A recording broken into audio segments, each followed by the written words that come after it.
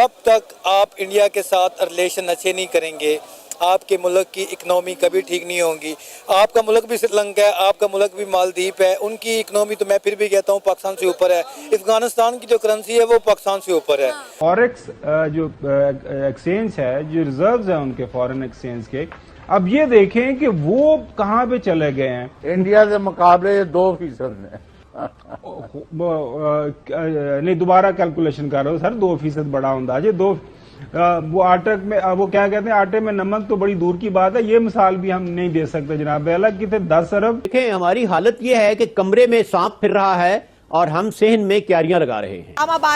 इस्लामाबाद बंद मतलब पाकिस्तान बंद, क्योंकि कैपिटल सिटी को जो है ब्लॉक कर दिया गया। आवाम इस वक्त जो है समुंदर की तरह रोड्स पे निकली है। मिडिल क्लास और लोअर मिडिल क्लास ये सब लड़ रहे हैं, और पहले इन्होंने पुलिस का मुकाबला किया, फिर एफसी का मुकाबला किया, फिर रेंजर्स यहां पर मौजूद थे और आखिर में फौज भी आई और ये लोग खड़े रहे। कश्मीर का मसला जब भी सॉल्व होगा तो इंशाल्लाह हो जाएगा, लेकिन आप 25 करोड़ लोगों की जो है जिंदगी वो मुश्किल ना बनाएं और ऐसे फैसले करें कि जिनसे आपके अवाम खुशहाल हों। क्योंकि इंडिया में एक तो टैलेंट है और दूसरा ये है कि टैलेंट को जो है वो सामने भी लाया जाता है, टैलेंट को प्रमोट भी किया जाता है। अमेरिका ने क्या कहा था कि ये जो मुसलमान है ना, ये डॉलर की खातिर अपनी माँ को भी भेज देंगे। अमेरिका ने कहा था या नहीं कहा था? ये कहा था, इसमें कोई शक नहीं है। तो फिर ये बिक जाते हैं, ये हमारे सबसे पहले जर्नैल बिकते हैं। ये हमारे मुल्क के जर्नैल जो है ना, ये बिक जाते हैं, ये मुल्क को बेच देते हैं। मैं यही बात कर रहा हूँ कि हम अगर कोशिश करें तो हम इन 50-60 मुल्कों को लीड कर सकते हैं, ठीक है, लेकिन हम खुद मांग के खा रहे हैं और उसी मांगे के पैसों से तैयारे मंगवा रहे हैं, गोले बारूद मंगवा रहे हैं, ठीक है। और मैं एक रिपोर्ट पढ़ा था, उसमें वो इंडियन रिपोर्ट थी, वो कह रहे थे कि अगले 2 साल में पाकिस्तान का जो असला है वो इंडिया के असले से भी बढ़ जाएगा। दोस्तों, एस जयशंकर की पाकिस्तान की विजिट पर पाकिस्तान में इस समय बात की जा रही है कि अगर इकोनॉमिक राइज पाकिस्तान की भारत के साथ अच्छी हो जाती है तो फिर पाकिस्तान को काफी हेल्प हो जाएगी। हाल ही में पाकिस्तानियों ने देखा होगा किस तरीके से मालदीव ने भारत पे भोगने के बाद भी भारत से पैसे लिए हैं। इसी का फायदा मुझे लगता है कि पाकिस्तानी उठाने का सोच रहे हैं और इसीलिए उन्होंने एस जयशंकर की पाकिस्तान की विजिट पर बायलैटरल रिलेशंस और साथ में ट्रेड को रिस्टार्ट करने की बात पर बात करने की इच्छा जाहिर की है। और हो सकता है कि पाकिस्तान की सरकार के ऊपर पाकिस्तान की पब्लिक की तरफ से दबाव पड़े, क्योंकि हाल ही में पाकिस्तान ने एक और बार इन्फ्लेशन की जो रेट है वो बढ़ा दी है। और ये कौन सा इन्फ्लेशन, जो जनरल इन्फ्लेशन होता है उसकी बात नहीं है, ये वो इन्फ्लेशन है जो गवर्नमेंट सर्विसेज के लिए गवर्नमेंट चार्ज करती है, जैसे बिजली का बिल, सिलेंडर का बिल, पेट्रोल का चार्ज। ये जो चीजें हैं इसके ऊपर एक बार फिर से पाकिस्तानी जो पब्लिक है उसे निचोड़ा जा रहा है। और हो सकता है उसी को लेके इस समय पाकिस्तानी एस जयशंकर के सामने हाथ पैर जोड़ें और ट्रेड को रिस्टार्ट करने की बात करें। लेकिन मुझे नहीं लगता कि एस जयशंकर इनकी बातों में पड़ने वाले हैं या फिर इसके ऊपर कोई भी अपनी तरफ से रिस्पॉन्स देने वाले हैं। हाँ, अगर वो अपनी तरफ से रिस्पॉन्स देंगे तो फिर पाकिस्तानियों को वो बुरा ही लगेगा, क्योंकि एस जयशंकर सीधी स्पष्ट बात करने वाले व्यक्ति हैं और ऐसे में पाकिस्तान के ऊपर बहुत सारे बयानों को लेकर सोशल मीडिया तो चाइना एक अच्छा ऑप्शन नहीं था उनके पास, यूएसए नहीं था, तो उन्होंने सोचा कि चाइना और यूएसए को अड्डे देने से बेहतर है कि इंडिया के साथ ही कोई ना कोई इस तरह का डिफेंस एग्रीमेंट साइन कर लें, ताकि हमारी इकोनॉमी भी कोलैप्स ना करे और हमारा जो एक डिफेंस है और हमारे मुल्क की जो बका है वो भी खतरे में ना हो। कि इंडिया मालदीव्स को $400 मिलियन दे रहा है, उनको फाइनेंशियली हेल्प कर रहा है, जो वो रिटर्न करेंगे इंडियन करेंसी में।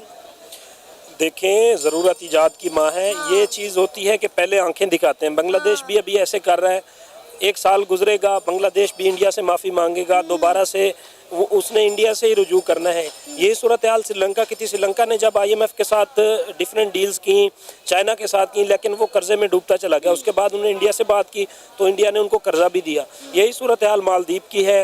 अफ़गानिस्तान को देख लें, जो बहुत सारे हमारे तजियाकार हैं वो ये कह रहे थे कि जो अफ़गानिस्तान की पॉलिसी है वो इंडिया के अगेंस्ट जाएगी, लेकिन तालिबान ने इंडिया के ख़िलाफ़ कोई भी ऐसा स्टेप नहीं लिया जिससे उनकी इकोनॉमी को नुकसान होता। उन्होंने अपने मुल्क की इकोनॉमी को और अपने मुल्क के डिफेंस को देखते हुए इंडिया से दोस्ताना मरासिम रखे हैं। तो खित्ते के जितने भी छोटे कंट्रीज़ हैं वो नहीं चाहते, क्योंकि इंडिया वर्ल्ड लार्जेस्ट डेमोक्रेसी है, दुनिया की सबसे बड़ी आबादी है उनके पास और दुनिया की 5वीं बड़ी इकोनॉमी है, 3rd लार्जेस्ट पावरफुल आर्मी है इंडिया के पास। तो कोई भी नहीं चाहेगा कि हम इंडिया से अपने ताल्लुकात ख़राब करें। तो मैं अपने जो अरबाब इख्तियार हैं उनसे भी इल्तमास करूँगा कि वो अपने फ़ैसलों पर नज़र-ए-सानी करें, क्योंकि एक फ़िलासफ़र का कौल है, आप अपना दोस्त बदल सकते हैं लेकिन आप अपना हमसाया नहीं बदल सकते। तो सर, अब पाकिस्तान चाह रहा है ना कि किसी ना किसी तरह इंडिया के साथ ताल्लुकात बेहतर हो जाएं। SCO सबमिट होने जा रहा है, डॉक्टर एस जयशंकर भी पाकिस्तान में आ रहे हैं, लेकिन उन्होंने आने से पहले ही वार्न कर दिया कि भाई हमसे हाई होप्स मत रखें, हम आएंगे अच्छे मेंबर्स की तरह, SCO सबमिट अटेंड करेंगे और हम चले जाएंगे। इंडिया और पाकिस्तान के रिलेशंस पे बात नहीं होने वाली। पाकिस्तान तो चाह रहा है कि इंडिया के साथ ताल्लुकात में बेहतरी आए, लेकिन इंडिया पाकिस्तान के साथ ताल्लुक बेहतर नहीं करना चाहता। नहीं, ऐसा नहीं है। 73 साल से हमें ये पढ़ाया गया है कि इंडिया हमारा दुश्मन है। ठीक है, जब भी बात स्टार्ट होती है, किसी घर की लड़ाई हो, किसी फ़र्द की लड़ाई हो, किसी शख्स के साथ लड़ाई हो, पहले दिन तो सुलह नहीं ना हो जाती। वो एक दिन आएंगे, इधर का माहौल देखेंगे, ठीक है, आहिस्ता आहिस्ता आहिस्ता आहिस्ता हमारी उनके साथ बातचीत होगी, हालात बेहतर होंगे। जब तक आप इंडिया के साथ रिलेशन अच्छे नहीं करेंगे, आपके मुल्क की इकनॉमी कभी ठीक नहीं होगी। आपका मुल्क भी श्रीलंका है, आपका मुल्क भी मालदीव है, उनकी इकनॉमी तो मैं फिर भी कहता हूँ पाकिस्तान से ऊपर है। अफ़गानिस्तान की जो करेंसी है वो पाकिस्तान से ऊपर है।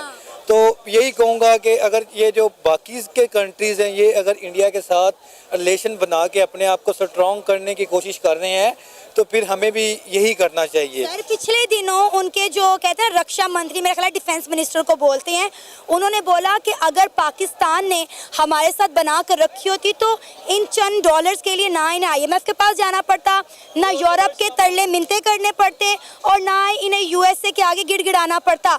इंडिया पाकिस्तान की इतनी मदद कर देता, लेकिन पाकिस्तान ने जो है दहशतगर्दी को चुना, लिहाजा अब वो किस मुँह से इंडिया से मदद मांगे? यही बात उन्होंने पार्लियामेंट के अंदर बात की थी। ठीक है, पार्लियामेंट के अंदर उन्होंने ये बात की थी कि अगर हमारे साथ रिलेशन अच्छे होते तो इनको जगह जगह जाके भीख न मांगनी पड़ती। मसला ये है कि ये जो रिलेशन ख़राब हुए हैं, किस बुनियाद पे हुए हैं? मतलब छोटे छोटे मसाइल हैं, हमारा कोई इतना बड़ा मसाइल भी नहीं है। ठीक है, मसला कश्मीर का मसला जब भी सॉल्व होगा तो इंशाल्लाह हो जाएगा, लेकिन आप 25 करोड़ लोगों की जो है ज़िंदगी वो मुश्किल ना बनाएं और ऐसे फैसले करें कि जिनसे आपके अवाम खुशहाल हों। किसने कहा हम आज़ाद हैं? हाँ। जब से पाकिस्तान आज़ाद हुआ है, आपने कहीं कभी कॉन्स्टिट्यूशन की हुक्मरानी देखी है? कभी कोई डिक्टेटर आ जाता है, फिर 35 साल तो इनडायरेक्टली जो है आपके डिक्टेटर्स ने हुकूमत की है। अभी भी देखें, जो गवर्नमेंट इस टाइम गवर्नमेंट बैठी हुई इस्लामाबाद में, उसके पास मैंडेट है। आप बाकियों को छोड़ें, जो PMLN है, PMLN का जो लीडर है वो खुद जीत के नहीं आया है, इनको जो है फॉर्म 47 के मुताबिक जितवाया गया है। अच्छा। फॉर्म 45 पे ये हारे हुए हैं। अच्छा। इनके पास मैंडेट ही नहीं है, तो ये मुल्क कैसे चलाएगी? आप जो प्रोटेस्ट की आप बात कर रहे हैं, कॉन्स्टिट्यूशन पाकिस्तान के हर शहरी को, I am not the constitution citizen of Pakistan but I know the constitution of Pakistan. I am from Gilgit Baltistan but I am not the citizen of Pakistan. मैं बात कर रहा हूँ कॉन्स्टिट्यूशन ऑफ पाकिस्तान की। एक कॉन्स्टिट्यूशन का तालिब का राइट देता है, कॉन्स्टिट्यूशन का स्टूडेंट भी हूँ, ठीक है, और कोर्ट्स में प्रैक्टिस भी कर रहा हूँ। अच्छा, ठीक है। जब मुझे पाकिस्तान का लॉ, पाकिस्तान का कॉन्स्टिट्यूशन मुझे राइट दे रहा है कि मैं प्रोटेस्ट कर सकता हूँ, तो फिर इस्लामाबाद के अंदर इतने कंटेनर क्यों लगाए हैं? यही मैं कह रहा हूँ, यही आप गवर्नमेंट से पूछे, ये गवर्नमेंट से पूछे, गवर्नमेंट ये क्यों लगा रहे हैं? तो यही आज़ादी तो हम मांग रहे हैं, यही आज़ादी तो मांग रहे हैं कि रूल ऑफ लॉ हो, कॉन्स्टिट्यूशन को फॉलो करे, गवर्नमेंट हो चाहे जो भी अदारा हो। तो कह रहे हैं बांग्लादेश बनाने जा रही है, बांग्लादेश जैसा। तो बांग्लादेश में इनकलाब क्यों है? इसीलिए है, वहाँ पे भी रूल ऑफ लॉ नहीं था, डिक्टेटर एक बैठी हुई थी वहाँ पे। अब गवर्नमेंट यहाँ पे भी यही करे। अब सबसे पहले इकोनॉमिकल क्राइसिस की तरफ जा रहे हैं हम लोग। इकोनॉमिकल क्राइसिस जब तक एक गवर्नमेंट के पास मैंडेट ही नहीं है डिसाइड करने को, रूल ऑफ लॉ करने को, वो बैठी रहेगी तो क्राइसिस और बढ़ती जाएंगी। हाँ। तो सर इंडिया भी तो हमें देख रहे हैं, वो कहेंगे हमें अपना दुश्मन मानते हैं, तो खुद आपस में लड़ रहे हैं। इंडिया को छोड़ें, आप पहले अपना घर ठीक करें। अपना घर ठीक करोगे ना इंडिया आपको कुछ कहेगा, ना और कोई मुल्क ठीक करेगा। पहले अपना घर आप खुद ठीक करें। आपने बाकी छोड़े दुनिया क्या कहती है, अपने कॉन्स्टिट्यूशन की जो ब्लैक एंड व्हाइट लिखा हुआ है उसको फॉलो करें। पहले कॉन्स्टिट्यूशन क्या कहता है आप ये बताएं मुझे। आज तक पहले सुप्रीम कोर्ट का फैसला है जी 15 मई को इलेक्शन करवाएं, इलेक्शंस हुए? नहीं हुए। PTI के रिजर्व सीट पे 2 फैसले आए हैं, किस फैसले को आज तक इम्प्लीमेंट किए उन्होंने? उसके अलावा उसके इलेक्शन ट्रिब्यूनल से ऊपर आप कह रहे हैं कि अवाम के अंदर जो गुस्सा है ये वो पिछला 1 साल का वो सारी चीजें भर रही हैं, क्योंकि अब वो कह रहे हैं हमने वापस नहीं जाना, हमने रेड जोन में दाखिल होना, हम अब वापस जाने वाले नहीं है, अगर जान जाती है तो जाए।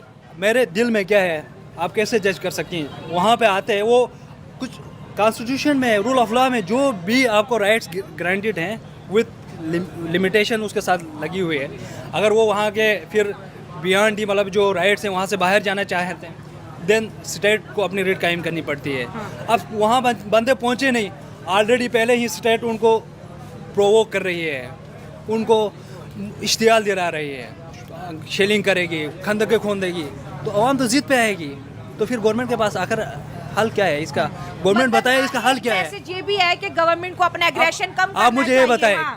केपी को गुस्सा क्यों नहीं आएगा? आज तक केपी को वफाक से अभी तक कितना बजट, जब से ये गवर्नमेंट आई है कितना बजट किया? अली अमीन गंडपुर हर महीने आके प्रेस कॉन्फ्रेंस करता है, मेरा 1840 अरब रुपये पास करो।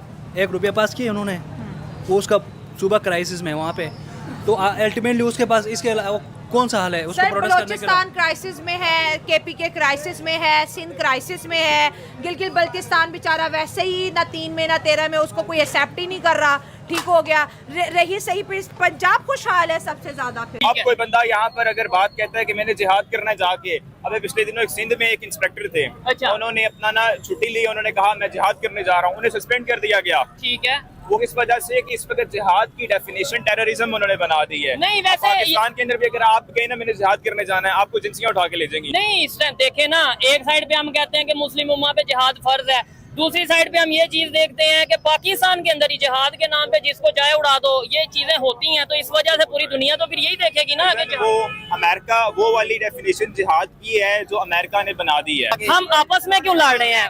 एक साइड पे कहते हैं पूरी दुनिया के मुसलमान एक जिस्म की तरह, और दूसरी साइड पे हम आपस में लड़ रहे हैं। पाकिस्तान अफगानिस्तान से लड़ रहा है, सऊदी अरेबिया जो उनसे ईरान से लड़ता नजर आ रहा है, और फलस्तीन के लिए वैसे OIC ने क्या कर लिया? अमेरिका ने क्या कहा था कि ये जो मुसलमान है ना, ये डॉलर की खातिर अपनी माँ को भी भेज देंगे।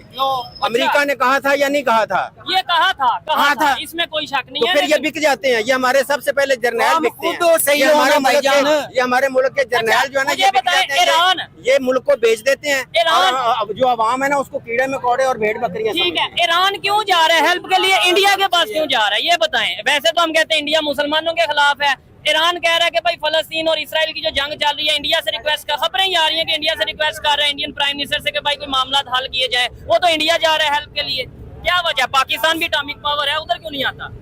पाकिस्तान पिट्ठू है अमेरिका का। पढ़ाई पढ़ा है, लेकिन पाकिस्तानी नहीं चाहेंगे कि एस जयशंकर से वो अपनी धरती पे कुछ भी ऐसा सुने जो कि पाकिस्तानियों के कानों को चुभे। तो ऐसे में पाकिस्तानी हो सकता है कि चुप रहे, लेकिन पाकिस्तान में इस समय बात की जा रही है कि कैसे न कैसे करके अगर बाहर से ट्रेड स्टार्ट कर लिया जाता है तो फिर पाकिस्तान से जो ये इन्फ्लेशन बढ़ रही है, जो ये महंगाई आ रही है, ये सब चली जाएगी। और हो सकता है कि पाकिस्तान के अच्छे दिन आ जाए, लेकिन वो पैसा जाएगा कहाँ से? इनके अच्छे दिन लाने के लिए जो पैसा जाएगा वो बाहर से जाएगा, और ये भारतीयों की जेबें ढीली करेंगे अनेक माध्यम से। ये आज भी लगे हुए हैं। तो ऐसे में अगर ट्रेड रिस्टार्ट होता है या कुछ और होता है तो भारत को डेफिनेटली इससे नुकसान होगा ही होगा, चाहे वो पैसे के माध्यम में हो या जान माल की कोई और हानि हो। तो ऐसे में ट्रेड रिस्टार्ट करना या किसी भी तरीके से दूसरे संबंधों में पाकिस्तान के साथ बिना बॉर्डर डिस्प्यूट और जो एक्स्ट्रा एक्टिविटीज को लेकर इनका रवैया है, जिस तरीके से ये बैकडोर चैनल से भारत के विरुद्ध ही काम करते रहते हैं, जब तक ये वो बंद नहीं कर देते हैं परमानेंटली, तब तक मुझे नहीं लगता कि किसी भी मुद्दे पर भारत को बात करनी चाहिए। और मुझे लगता है कि यही मुद्दा या कहें कि यही जो सोच है ये जयशंकर की होने वाली है, क्योंकि ये पहले भी बता चुके हैं कि जब तक पाकिस्तान ये कारनामे नहीं छोड़ेगा तब तक भारत से किसी भी तरीके की बायलैटरल रिलेशंस की उम्मीद ना करे। हाँ, हो सकता है कि पाकिस्तानी जयशंकर को भरोसा दे या दिलासा दें कि हम इस पर सोच लेंगे या हम ऐसा कर देंगे, आप हमारे लिए ट्रेड खोल दो या फिर आप कुछ पहले फंड्स का इंतजाम कर दो। इस तरीके की बातें हो सकती हैं, लेकिन एस जयशंकर उसका क्या रिस्पॉन्स करेंगे या फिर उस अगर वो मीटिंग होती है तो उससे क्या बात निकल के सामने आती है, ये तो 15 और 16 अक्टूबर को ही पता चलेगा। लेकिन फिलहाल जो सिचुएशन पाकिस्तान में बनी हुई है, एक तरफ जहाँ पॉलिटिकल टर्मोइल है और दूसरी तरफ इन्फ्लेशन की दर से लोगों का जीना हराम हुआ है, और वहीं साथ में जो सत्ताधारी वहाँ की एस्टेब्लिशमेंट है उसके हाथ से पावर इस समय खिसकने का काफी डर बना हुआ है, क्योंकि इमरान खान के सपोर्टर इस समय एस्टेब्लिशमेंट का जीना हराम किए हुए